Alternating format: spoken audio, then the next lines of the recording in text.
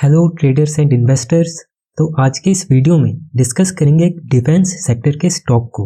Defence sector में तीन ही main companies हैं, Hindustan aeronautics, Bharat dynamics and Paras defence. आज के इस वीडियो में हिंदुस्तान एरोनॉटिक्स HAL को डिस्कस करेंगे और देखेंगे कंपनी की स्ट्रेंथ क्या है, वीकनेसेस क्या है, जिससे आप अपने डिसीजन ले सकते हैं।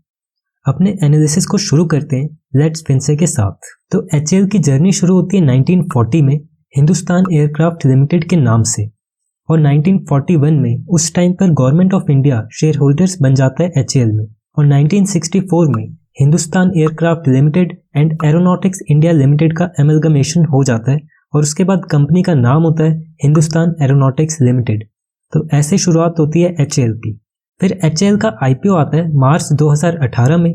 IPO प्राइस होता है 1215 to 1240 पर शेयर, लेकिन लिस्ट होता है 1152 पर, यानी कि डिस्काउंट पे। और 5 ईयर का स्टॉक प्राइस देखा जाए तो आप देख सकते हैं लिस्ट तो डिस्काउंट पर होता है। मार्च 19 में फिर 706, मार्च 20 में 520, मार्च 21 में 994, मार्च 22 में 1485 और लास्ट ट्रेडिंग सेशन में प्राइस देखा जाए तो क्लोज होता है 2559 पर। अब कंपनी के फाइनेंशियल्स देखते हैं, जिसकी मदद से आप अपना डिसीजन ले सकते हैं कि बाय करना है, होल्ड करना है या सेल करना है। और शुरू करते हैं शेयर होल्डिंग पैटर्न से।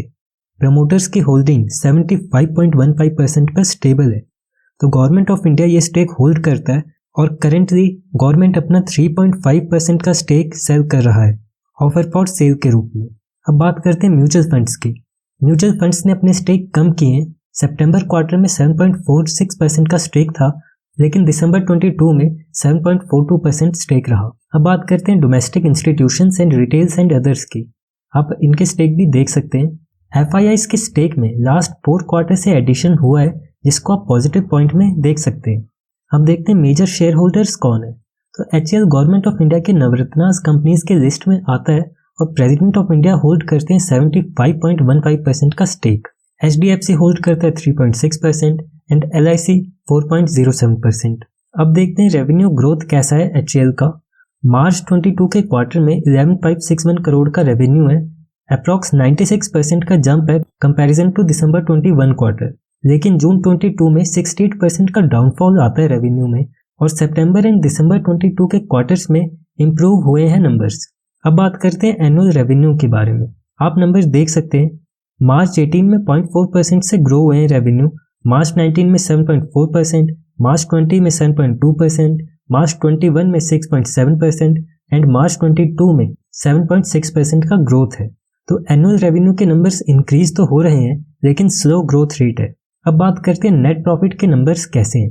दिसंबर 22 में 1155 करोड़, सितंबर 22 में 1221 करोड़, जून में 620 करोड़, मार्च 22 में 3105 करोड़ एंड दिसंबर 21 में 933 करोड़। दिसंबर 22 के क्वार्टर में नेट प्रॉफिट डिक्रीज हुआ है कंपैरिजन टू सितंबर क्वार्टर, जो कि एक इम्पॉर्टेंट पॉइंट है।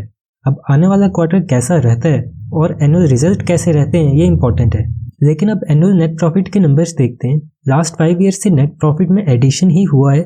मार्च 22 में 5080 करोड़ का नेट प्रॉफिट है, जो कि 56% का जंप है कंपैरिजन टू प्रीवियस क्वार्टर, और आने वाले टाइम में और इम्प्रूवमेंट हो सकता है। रीजन है कि लास्ट 5 ईयर में देखा जाए तो इंडिया अपने मिलिट्री स्पेंडिंग में एडिशन कर रहा है और वर्ल्ड में नंबर 3 पर है।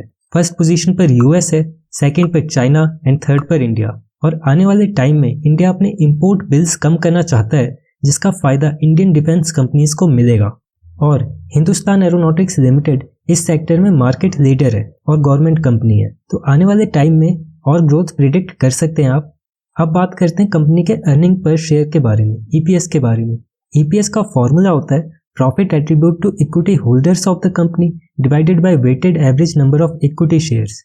और EPS से पता चलता है कि कंपनी पर शेयर कितना प्रॉफिट जनरेट कर रहा है। HAL के केस में दिसंबर 22 में EPS था 34.55, सितंबर में 36.52, जून 22 में 18.55, मार्च 22 में 92.86, दिसंबर 21 में 27.91। अब एनुअल EPS के नंबर भी देख लेते हैं। मार्च 18 में 56.24, मार्च 19 में 69.63, मार्च 20 में 86.21, मार्च 21 में 97.07 एंड मार्च 22 में 151.92। तो अब इस साल कैसा रहता है ईपीएस वो भी देखने वाली बात है, क्योंकि मार्च 22 में तो बहुत अच्छा रहा है। अब बात करते हैं ग्रॉस डेट टू इक्विटी की। ये हमें बताता है कि कंपनी अपने बिजनेस को रन करने के लिए जो फंड यूज कर रहा है उसमें कितना इक्विटी फंड है और कितना डेट फंड है। Debt to equity less than 1 होना चाहिए। अगर ग्रेटर देन 1 है तो कंपनी ज्यादा टाइम के लिए नेगेटिव सिचुएशन को हैंडल नहीं कर पाएगा। एचएएल के केस में मार्च 22 में डेट फ्री कंपनी है एचएएल, जो कि एक पॉजिटिव पॉइंट है। और लास्ट 5 ईयर का डेट टू इक्विटी देखा जाए तो लेस देन 1 ही है, जो कि फेवरेबल कैटेगरी में आता है। अब एचएएल के कस्टमर्स कौन है वो देखते हैं। एचएएल के जो मेन कस्टमर्स हैं वो डोमेस्टिक है, जैसे Indian army, air force, navy, state governments and ISRO. इन सब के लिए एचएएल अपने प्रोडक्ट्स एंड सर्विसेज सप्लाई करता है। एचएएल के मेजॉरिटी कस्टमर्स वैसे तो डोमेस्टिक हैं, लेकिन धीरे धीरे वो एक्सपोर्ट पर भी ध्यान दे रहे हैं। अब आप इंटरनेशनल कस्टमर की लिस्ट भी देख सकते हैं। करंट रेशियो का फॉर्मूला होता है current assets divided by current liabilities.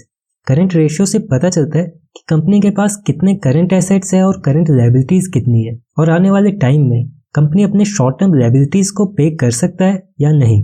Current ratio अगर ग्रेटर देन 1 है तो कंपनी के लिए फेवरेबल है। मार्च 22 में एचएएल का करंट रेशियो निकाला जाए तो करंट एसेट्स को हम डिवाइड करेंगे करंट लायबिलिटीज से, तो आंसर आता है 1.80, जो कि फेवरेबल कैटेगरी में आता है। और लास्ट 5 ईयर का करंट रेशियो देखा जाए तो ग्रेटर देन 1 ही है। मार्च 18 में 1.42, मार्च 19 में 1.41, मार्च 20 में 1.33, मार्च 21 में 1.59 एंड मार्च 22 में 1.80। अब प्राइस टू अर्निंग पीई के बारे में देखते हैं। पीई का फॉर्मूला होता है market price per share divided by earning per share. PE से पता चलता है कि कंपनी के 1 रुपए प्रॉफिट के बदले आप कंपनी को कितना पे कर रहे हो। मार्च 22 में एचएएल का पीई देखें तो मार्केट प्राइस पर शेयर को डिवाइड करेंगे हम ईपीएस से, तो पीई आता है 9.77। लास्ट 5 ईयर का पीई देखा जाए तो मार्च 18 में 20.14, मार्च 19 में 10.15, मार्च 20 में 6.04, मार्च 21 में 10.25 एंड मार्च 22 में 9.77। और जो करेंटली इंडस्ट्री पीई चल रहा है वो चल रहा है 14। अब बात करते हैं ROE, return on equity. Return on equity का फॉर्मूला होता है profit attribute to equity divided by share holders equity.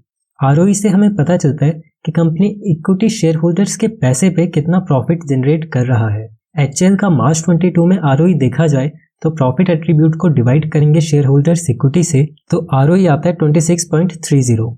और अब लास्ट 5 ईयर का आरओई आप देख सकते हैं।